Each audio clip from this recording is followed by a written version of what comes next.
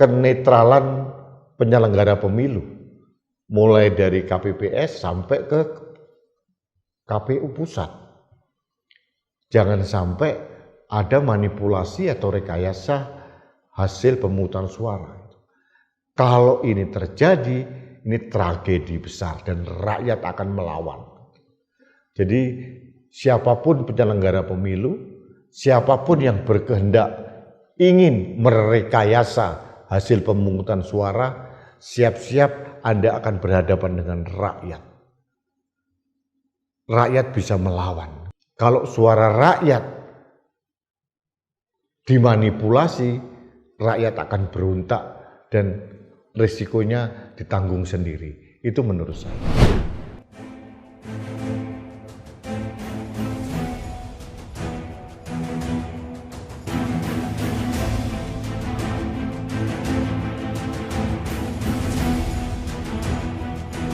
Halo sahabat Indonesia, kita bertemu kembali dalam Opini Rudy.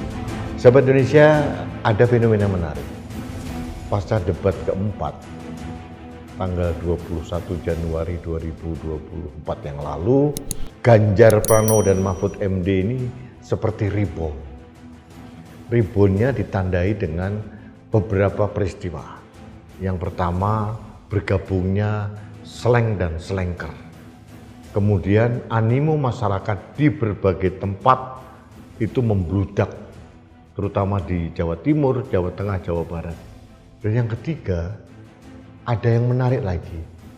Ada kesadaran kolektif dari masyarakat di bawah, grassroots, terkait dengan perilaku dari pasangan 01 dan perilaku dari presiden yang dianggap terlalu berpihak. Ternyata masyarakat Indonesia kita mempunyai pemahaman atau keteguhan dalam menjaga etika. Etika bagi masyarakat Indonesia ternyata sangat penting. Itu yang membuat animo masyarakat akhirnya banyak beralih ke Ganjar Mahfud. Seperti kita tahu, kita masih ada sekian puluh persen undecided voters atau swing voters. Dan mereka biasanya menentukan pilihan di saat-saat akhir atau menentukan pilihan setelah melihat para kandidat berdebat.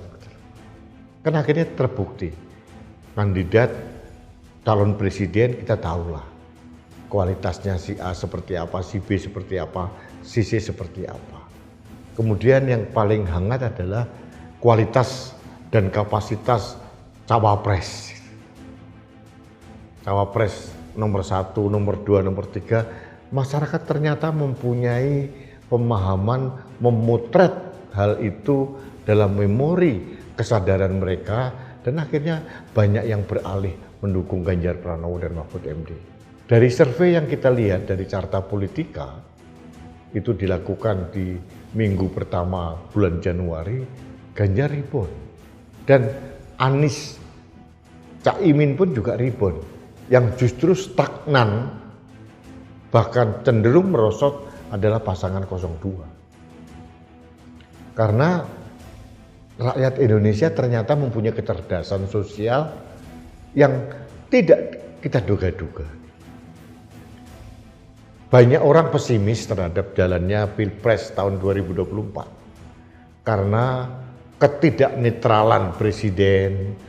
Terus kemudian ada indikasi-indikasi oknum-oknum aparat keamanan yang berpihak. Ada program gelontoran bansos BLT yang diindikasikan konon katanya berkat Pak Jokowi atau dari Pak Jokowi. Dan kalau Pak Jokowi kan otomatis diasosiasikan itu adalah pasangan 02. Tapi masyarakat tidak sebodoh itu. Masyarakat cukup cerdas untuk menilai. Semua hak-hak masyarakat seperti bansos BLT diterima, bahkan gelontoran uang dalam tanda kutip money politik pun diterima, tapi untuk menentukan pilihan di bilik suara, mereka telah menjelma menjadi seorang smart voters, pemilih yang cerdas. Pemilih yang cerdas itu bukan sekedar tergoda karena rayuan, karena gimmick-gimmick, karena ada joget-joget di TikTok atau karena rayuan masa kampanye. Tapi seorang smart voter atau pemilih yang cerdas ini juga menilai rekam jejak dari para kandidat sebelum jauh-jauh hari mereka mencalonkan, katakanlah tentang demokrasi gitu. Apakah selama 5 tahun ke belakang kemarin Pak Prabowo pernah berbicara tentang demokratisasi? Anies Baswedan bicara tentang demokrasi, Ganjar bicara tentang demokrasi. Itu di-trace semua. Hasil kerjanya mereka di-trace dari beberapa tahun sebelumnya. Keberpihakan masyarakat itu kepada akal sehat. Dan juga mereka melihat keberpihakan para kandidat ini hanya sekedar dilakukan karena menjelang pilpres atau sudah dilakukan jauh-jauh hari. Seperti Ganjar Pranowo misalkan.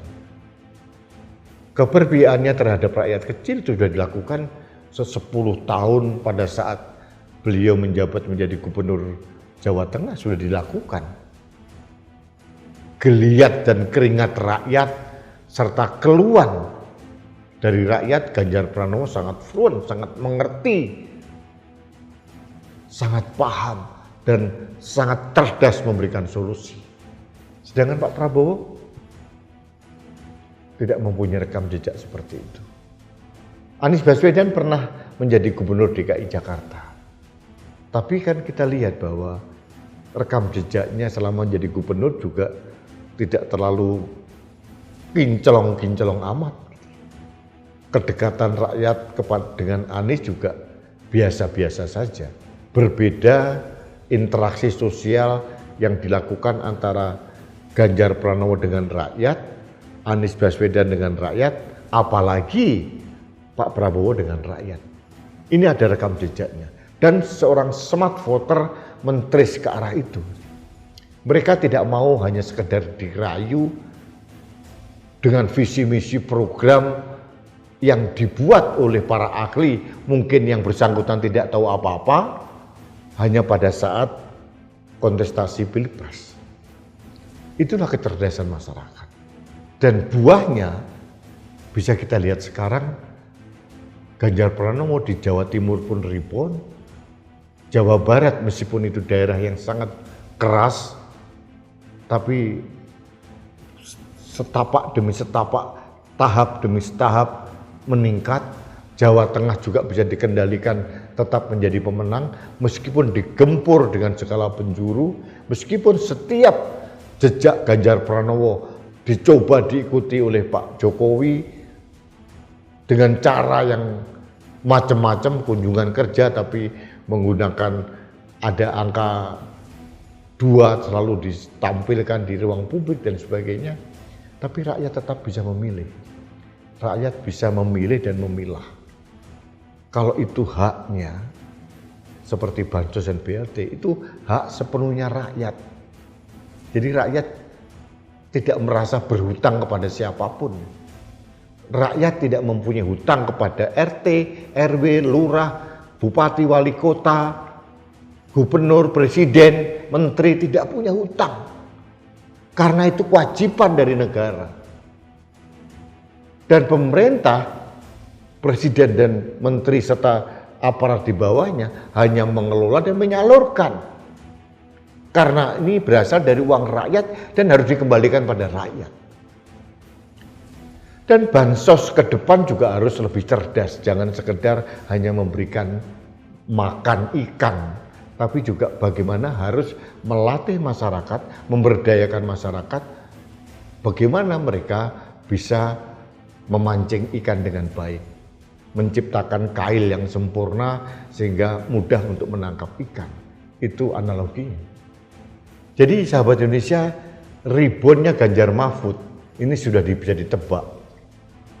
Karena rakyat dengan menggunakan hati nurani dan akal sehat bisa memilih dan memilah mana paslon yang berkualitas, mana yang polesan, mana yang old school, mana yang sekedar kawin paksa, itu masyarakat bisa menebak, memotret, dan itu direkam dalam hatinya, pikirannya, kemudian tindakannya nanti menentukan pilihan ke arah mana. Tinggal nanti akhirnya adalah kenetralan penyelenggara pemilu, mulai dari KPPS sampai ke KPU pusat. Jangan sampai ada manipulasi atau rekayasa hasil pemungutan suara. Kalau ini terjadi, ini tragedi besar dan rakyat akan melawan. Jadi siapapun penyelenggara pemilu, siapapun yang berkehendak ingin merekayasa hasil pemungutan suara, siap-siap Anda akan berhadapan dengan rakyat. Rakyat bisa melawan. Kalau suara rakyat dimanipulasi, rakyat akan berontak dan risikonya ditanggung sendiri. Itu menurut saya. Jadi sahabat Indonesia, fenomena rebound Ganjar Mahfud ini memang sudah dalam prediksi. Mudah-mudahan ini terus berlangsung sampai tanggal 14 Februari, tidak ada peristiwa-peristiwa yang signifikan merubah arah pilihan masyarakat, dan mudah-mudahan juga penyelenggara pemilu masih amanah.